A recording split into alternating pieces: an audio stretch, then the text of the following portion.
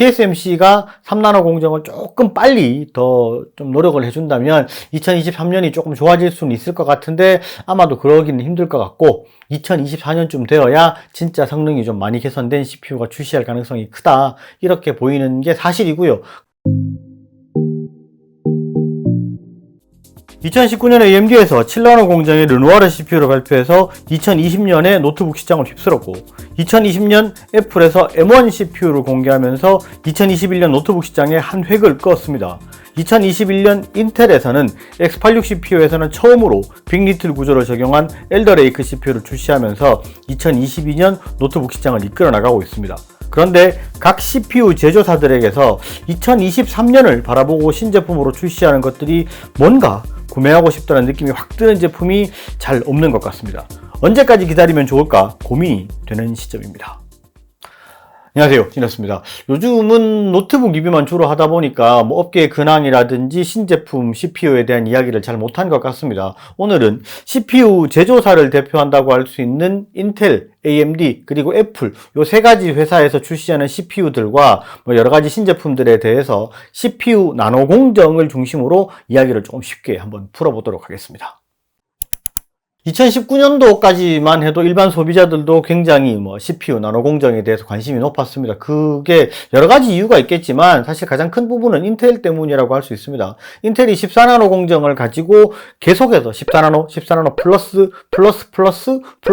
플러스 이렇게 플러스만 붙여가면서 공정 개선은 거의 없는데 CPU를 계속 새로 출시를 하면서 성능 개선은 별로 없고 발열만 점점 높아지는 그런 상황이었죠. 거의 14나노를 가지고 7년 가까이를 우려먹었으니까 굉장히 길게 우려먹었습니다. 그러면서 이 나노 공정에 대한 불만이 엄청난 상황이었습니다. 그때 AMD에서 TSMC의 7나노를 가지고 라이젠 3세대 4000번대 르누아르 CPU를 발표를 했습니다. 그래서 굉장히 좀 확 이렇게 뜨거워지는 그런 인기를 안을 수가 있었죠. 7나노 공정이라는 그 7이라는 숫자 때문에도 그랬고, 인텔이 14나노를 길게 끌어와서 약간 보복적인 그런 소비로 인텔보다는 AMD CPU가 장착된 노트북을 구매하는 게 거의 국룰이다, 이렇게 할 정도 수준으로 굉장히 좀 소비가 많이 좀 일어났던 그런 시기입니다. 그래서 2020년도는 거의 AMD CPU가 시장을 이끌었다라고 해도 될 정도 수준으로 시장을 굉장히 크게 이끌어갔고, 시장 점유율도 거의 한 40% 정도 수준에 육박하는 그런 정도로 굉장히 좀 크게 반향을 일으켰습니다. 그리고 2020년 말에 또 하나의 큰 사건이 있었죠. 바로 애플의 M1 CPU 출시인데요. 실제로 애플 M1 CPU 같은 경우에는 일반적으로 CPU에 사용되던 X86 아키텍처를 사용하지 않고 모바일 AP에 사용되던 ARM 아키텍처를 사용했다는 것이 크게 이슈가 되기도 했지만, 사실 가장 크게 이슈가 됐던 부분은 바로 성능입니다. 애플의 M1 CPU가 들어가 있는 맥북 에어가 거의 게이밍 노트북 중에서 제일 고사양 CPU가 들어가 있다고 하는 그런 제품들에 비해서 영상 편집이라든지 렌더링에서 성능이 굉장히 높아서 게이밍 노트북 뒤통수 후드려 패고 다닌다, 이렇게 할 정도 수준으로 성능이 상당히 높았습니다. 그래서 애플의 이 CPU 설계 능력에 대한 찬사가 굉장했습니다. 그런데 이 애플의 CPU 설계 능력을 현실화할 수 있었던 것은 바로 TSMC의 5나노 공정이죠. 약간 과장되게 이야기를 하면 그때 당시 가장 우수했던 TSMC의 5나노 공정이었기 때문에 애플의 M1 CPU가 가능했다, 이렇게 이야기할 수도 있습니다. 그리고 사실 애플의 M1 맥북이 시장에서 큰 변화를 가지고 온 건 사실입니다. M1 맥북이라는 게 좀 어떻게 보면 맥북을 좀 꺼려하던 그런 사람들, 좀 어려워하던 사람들도 이제 좀 한번 써볼까? 써봐야 되나? 맥북이 대세가 되나? 이렇게 생각할 만큼 좀 소비자에게 친숙해졌던 게 사실이고, 그것 때문에라도 좀 애플이 좀 많이 시장 점유율이 올라갔던 게 사실입니다. 자, 이제는 인텔 차례죠. 2021년도 말 M1 맥북이 한참 시장 점유율을 올리고 있던 그 시기에 12세대 엘더레이크를 출시를 하게 됩니다. 기존의 X86 시리즈에서는 잘 사용을 하지 않던 빅리틀 구조를 채용을 하면서 인텔이 가지고 있는 나노 공정의 한계를 극복하려는 노력을 하게 됩니다. 인텔 같은 경우에는 다른 CPU 제조사들이랑은 다르게 자사 파운드리를 이용을 하고 있어요. 그런데 이 인텔 파운드리는 일반 소비자들이 보기에 나노 공정에 대한 한계를 좀 가지고 있다고 봐야 돼요. 아직까지 10나노 공정을 가지고 11세대 CPU를 출시를 했고, 새로운 로드맵이라고 발표를 했던 인텔 7이라는 공정도 7나노를 사용하는 게 아니라 인핸스드 슈퍼핀 공정이라고 해서 10나노 공정을 조금 개선해서 사용을 하고 있죠. 인텔의 명명법으로 하면 10나노 플러스 공정이 되는 겁니다. 그런데 12세대 엘더레이크의 성능은 생각했던 것보다는 이상이었습니다. 공정의 한계를 극복한 설계의 우위다 이렇게 말씀하시는 분들도 있었고, 실제로 사용상에서는 큰 성능을 내지 못하는 리틀 코어를 추가를 해서 이게 벤치마크 점수만 좀 올린 꼼수다 이렇게 이야기를 하시는 분들이 상당수 있었어요. 실제로 벤치마크 점수는 굉장히 크게 많이 올라갔습니다. 그런데 이게 게임이라든지 렌더링이라든지 이런 빅코어를 사용해야 되는 상황에서는 크게 성능 개선이 많이 없는 부분이 조금 있었고, 약간은 좀 한계가 있는 그런 부분을 좀 보인 것도 사실이에요. 그래도 실제로 12세대 엘더레이크 같은 경우에는 굉장히 시장 점유율을 많이 올리고 있고, 지금 시장에서는 굉장히 선전을 하고 있다 이렇게 봐도 될 정도 수준으로 CPU 같은 경우에 좀 잘 나왔다 이렇게 평가하시는 분들이 상당히 많이 있습니다. 그러면서 인텔 CPU의 성능이 상당히 좀 잘 나오고 이렇게 하니까 약간은 좀 이게 제품들이 잘 나오기 시작하니까 나노 공정에 대한 부분의 것은 좀 약간 좀 잊어버리는 게 아닌가, 그리고 좀 얘기를 잘 안 하게 되는 게 아닌가, 그런 부분이 좀 있었어요. 어떤 공정이나 이런 부분에 대해서 좀 불만이 있고 그것이 계속 쌓여가면서 이 나노 공정에 대해서 불만들이 있던 게 AMD도 그렇고 인텔도 그렇고 애플도 그렇고 좀 잘 나오기 시작하니까 이 공정, 나노 공정에 대한 부분 이런 거는 좀 생각을 잘 안 하게 되는 그런 상황이 생기게 됐죠. 그러면 이제 각 CPU의 그 이후 상황에 대해서 한번 이야기를 해보도록 하죠.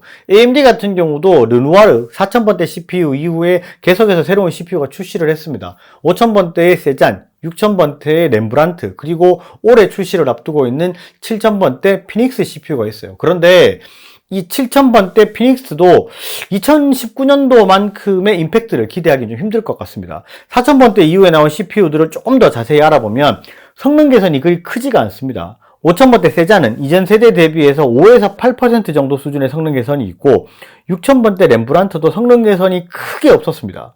그리고 7000번대 피닉스 같은 경우도 4나노 공정이라고 이야기를 하는데 사실 이거는 엄밀히 따지면 5나노 공정이죠. 어느 정도 성능 개선이 있을 것으로 기대가 되기는 하는데, 이미 발표한 7000번대 데스크탑 CPU를 보면 이전에 5000번대 CPU들에 비해서 성능 개선이 크게 없고 여러 가지 부분에서 욕을 많이 먹고 있는 것으로 봐서는 뭐 정확한 부분은 뚜껑을 열어봐야 알겠지만 그렇게 크게 기대가 안 되는 것이 사실입니다. 그리고 애플의 경우는 M1 출시 이후에 M1 프로, M1 맥스를 출시를 하면서 실제로 2021년을 굉장히 잘 끌고 갔습니다. TSMC의 5나노 공정을 그대로 사용을 하면서 다이를 조금 더 크게 만드는 방식으로 이제 신제품 CPU를 계속 출시를 했어요. 그러면서 맥북 프로 14, 맥북 프로 16, 그리고 맥 스튜디오 이렇게들 굉장히 잘 판매를 하고 있었습니다. 그런데 M2 CPU 출시 이후로는 약간 좀 분위기가 달라지고 있습니다. M1에 비해서 M2는 성능 개선이 별로 없다, 발열만 점점 심해진다, 이런 이야기들이 있어서 M2 프로, M2 맥스도 이게 출시하는 거를 별로 기대할 부분이 없지 않나 이렇게 생각하는 게 조금 중론이라고 볼 수 있습니다. 사실 AMD와 애플이 CPU 성능 개선이 별로 없는 것은 이 CPU의 생산을 담당하고 있는 파운드리인 TSMC 때문입니다. TSMC의 성능 개선, 공정 개선이 자꾸 더뎌지고 있기 때문에 그런 부분이 발생한다고 볼 수 있습니다. TSMC의 공정 로드맵을 자세히 한번 살펴보면 여기는 N7, 7나노 공정이고요. 그 위가 5나노, 그 위가 3나노입니다. N6라고 부르는 6나노 공정은 사실 7나노 공정의 개선 공정이라고 볼 수 있죠. 인텔의 명명법으로 부르자면 7나노 플러스가 되는 거죠. 그리고 N5P 공정은 5나노의 개선 공정이기 때문에 5나노 플러스라고 볼 수 있고, N4P는 5나노 플러스 이런 식이 되는 거예요. 실제로는 5나노 공정입니다. 그리고 2022년 양산되기로 했던 3나노 공정인 N3 공정이 자꾸 지연이 되고 있습니다. 올해는 양산이 불가능할 것이라는 전망이 대체적이고 실제로 불가능할 것으로 보는 게 맞을 것 같습니다. 2023년 상반기쯤이나 양산이 가능할 것 같고, 그게 실제 제품에 적용이 되려면 2024년도가 돼야 될 겁니다. 여기서 정확하게 말씀드릴 수 있는 부분 중에 하나는 TSMC의 3나노가 양산이 들어갔다, 그게 CPU에 정확히 적용이 됐다라고 해야지 각 CPU의 성능 개선이 어느 정도 수준이 있을 것으로 예상이 됩니다. AMD 같은 경우에는 8000번대 스트릭스 포인트가 될 것이고, 애플 같은 경우에는 M3 CPU가 되겠죠. 이게 출시가 될 때쯤이 2024년도로 보기 때문에 그때쯤 CPU 성능이 좀 크게 개선이 있을 거다 이렇게 봅니다. 자, 이제 한 군데 남았죠. 인텔인데, 인텔 같은 경우에는 12세대 이후에 13세대 랩터레이크 출시를 예정을 하고 있습니다. 데스크탑 CPU 같은 경우에는 런칭을 벌써 했지만 노트북은 아직까지 13세대 랩터레이크가 런칭 이전입니다. 12세대 상세 스펙과 13세대 상세 스펙을 한번 비교해보면 실제로 바뀌는 게 크게 없습니다. CPU의 생산 공정도 인텔 7로 동일하고 바뀐다고 보이는 것은 빅코어의 마이크로 아키텍처와 CPU 코어의 개수인데, 코어의 개수도 저전력인 이 코어만 늘어나기 때문에 벤치마크 점수야 올라가겠지만 실제 성능의 변화는 크게 없을 가능성이 있습니다. 그런데 2024년은 조금 다릅니다. 14세대 메테오 레이크는 CPU의 생산 공정이랑 설계가 많이 바뀝니다. 인텔 40정으로 CPU를 생산하고 TSMC의 N5 공정으로 내장 그래픽을 만들고 N6 공정으로 SoC 구조를 만들기 때문에 아마도 큰 변화가 있지 않을까 생각이 되고요. 실제 CPU의 다이도 상당히 큰 변화가 있을 것으로 예상됩니다. 그렇기 때문에 인텔도 2024년도가 되어야 좀 제대로 된 성능 개선이 있는 CPU가 나올 가능성이 크다, 이렇게 볼 수 있습니다.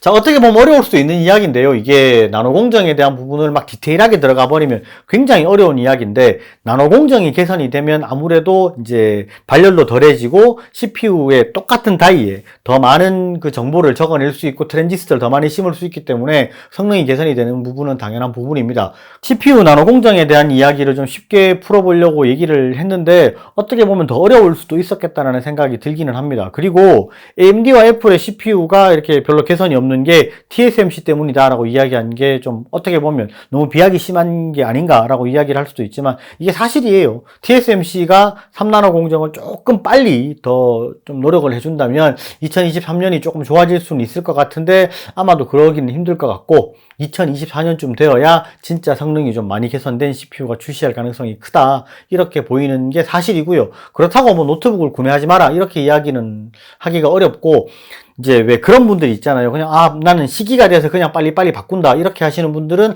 조금 더 성능 개선이 되는 CPU를 보고 참으셔야 될 수도 있다, 이렇게 말씀을 드릴 수 있습니다. 오늘 영상은 여기까지 하고, 영상이 좋으셨으면 좋아요, 구독 꼭 부탁드리겠습니다. 감사합니다. 지네스였습니다.